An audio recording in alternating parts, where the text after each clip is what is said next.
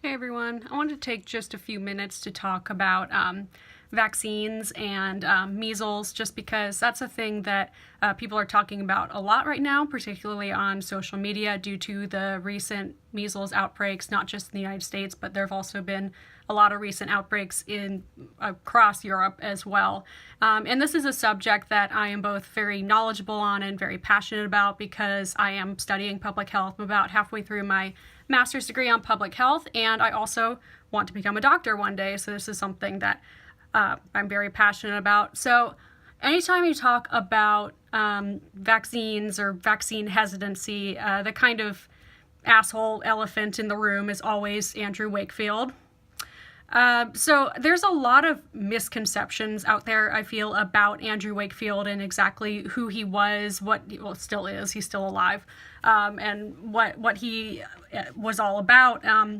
There's this idea that's prevalent, I think, that he was some sort of a crusader who put his career on the line to unveil the truth about vaccines, and that could not possibly be farther from accurate. The real history behind Andrew Wakefield is basically he was a scientist. He had wanted to market his own vaccine, his own alternative to vaccines that he wanted to market to people and sell to people. But in order for him to do that, he realized he had to first discredit the current vaccine that was on the market, the MMR vaccine, because otherwise there was no use for his, and he wouldn't make any money off of it. So he conducted a study that was later found to be highly unethical, the way he conducted this study, that he was not at all honest with the participants, the children in the experiment and their parents, not at all honest and upfront with the purpose of the experiment, and in general conducted a very unethical experiment, and then falsified the data from the experiment, got it published in a pretty reputable medical journal in the Lancet. But it was very quickly found out that what he had done was an unethical experiment and had falsified data, and then he was discredited. He was stripped of his medical license. So he now, to this day, has sold a lot of books. He's done a lot of appearances. He's made a lot of money. He now lives in a multi-million-dollar mansion here somewhere in the UK and is married to a movie star. So he basically made out like a bandit in his eyes. He basically got everything he wanted. He got all the money and all the prestige that he wanted. So just to recap, this guy conducted an unethical experiment on children, falsified data, and now lives as a millionaire. This guy is not a crusader. This is a fucking Batman villain here, okay? I mean, sorry, I don't want to go off on too much of a rant about Wakefield, but the point is, this is the guy that you are basing your entire ideology around if you are an anti-vaxxer or a vaccine hesitator. So basically a guy that did unethical experiments and falsified data. The other thing that we want to talk about with vaccines is this sort of idea that there's an equal, I guess, kind of lumping vaccines together and thinking there's some sort of like an equal risk for all vaccines because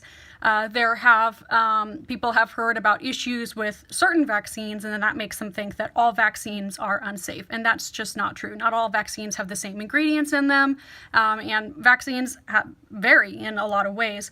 Part of where a lot of this came from, particularly in Europe, was like in Sweden, they had an H1N1 vaccine about 10 years ago, back when there was an H1N1 outbreak.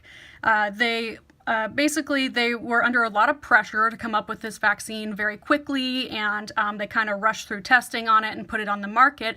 And unfortunately, it did not have the proper amount of testing, and there were some unforeseen side effects to it, particularly narcolepsy. There are still people in Sweden who are suffering from narcolepsy because they took that vaccine that had not been properly tested and properly screened. And that was a huge issue for a lot of reasons, but mainly because no one ever really took any sort of responsibility for it. The government and the pharmaceutical company and people who delivered it, they all just kind of like played a blame game, like passing the blame around to each other. And I think that particularly in Sweden, contributed to a lot of the vaccine hesitancy, was because people then felt like they couldn't trust vaccines. But the difference you have to understand is between a very, very new vaccine like that really was just like made in an instant to respond to a crisis that came up, and something like the MMR vaccine that was formulated over years and years and years, went through a lot of testing, and has been proven after decades of use to be safe. That's the difference there. That the MMR vaccine has been established as a safe vaccine. Which kind of brings me into another point, is that people say things like, like, I understand the need for vaccines for something like polio, something like that, but like, why would I need it for friggin' measles or something that's not that serious? Measles is serious. It is. It is very, very serious. People die from it. People end up with lifelong injuries, with lifelong disabilities as a result from having measles as a child. Like encephalitis, or that's brain swelling, if you're not familiar with that. It occurs in about 1 out of every 1,000 cases of measles, which is pretty serious. And then even things like high fever. People can end up with very high fevers with measles, and that can lead to death, lead to brain damage, lead to all sorts of things. Measles is a very serious condition.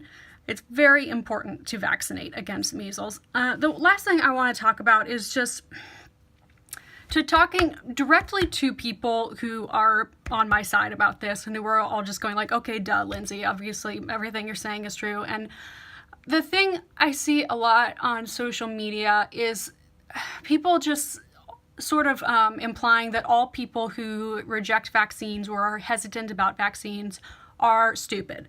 They're saying, like, that's so stupid. How could you be so stupid? Stuff like that. And I understand where you're coming from. You're coming from a point of frustration of just like, why can people not just understand this? It's so simple. Why do they not understand it? And, I agree with you. It is very frustrating, but you need to watch how you talk to people. There's been a lot of research lately about how to reach people who are refusing vaccines for themselves or for their children. And what they found is that the method that is least conducive is what I see most people doing, which is like trying to shame them basically into accepting the vaccine, insult them, get up on their high horse and talk down to them. That is by far what is least likely to make them change their mind and vaccinate. We all have that goal in mind, right? That we want to increase vaccinations. That's the end game. That's the goal, is that we want to increase vaccinations so that we can get rid of these preventable diseases. That's what we want to do, right?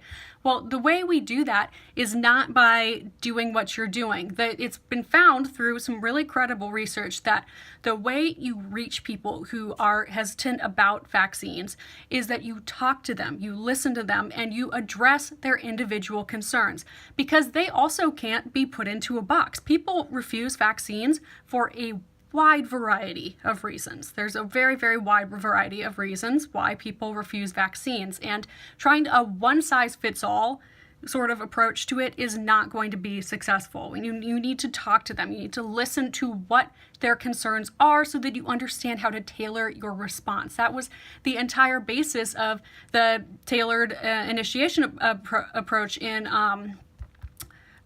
several countries here in Europe. Can't think of which ones right now, but that tailored approach to a vaccine hesitancy that has been widely successful across Europe.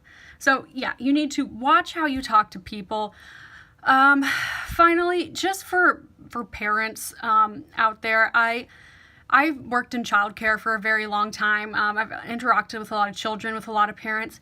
It is so difficult to accept that another person knows better than you do what's best for your child. That is so difficult to do. And I don't fault you for resisting that. You don't want to admit that someone knows better than you do what's best for your child. But what I urge you to understand is that that's what you're doing right now. That you are allowing this disgraced former doctor and celebrities like Jenny McCarthy, you are allowing them to decide what's best for your child. Instead, let's allow people who have dedicated their lives to exploring vaccines and how to make them safe, how to make them equitable. Let's let them decide instead. Because I know you like to believe that you're the one who's deciding because you did this research yourself. That's not what you're doing. You're allowing those people that did that very uncredible research, that write those very uncredible articles, you're allowing them to decide for you, okay? Let's allow someone else to decide, someone who has a lot more credibility to decide. All right, this was very different from the kind of video that I usually do, and I will go back to my usual content after this. I assure you, I just felt like there was a need to talk about this with everything that's going on right now. So I hope the rest of you have a lovely Valentine's Day, or whatever day you watch this. I probably won't even have it up on Valentine's Day, and just have a lovely whatever day it is.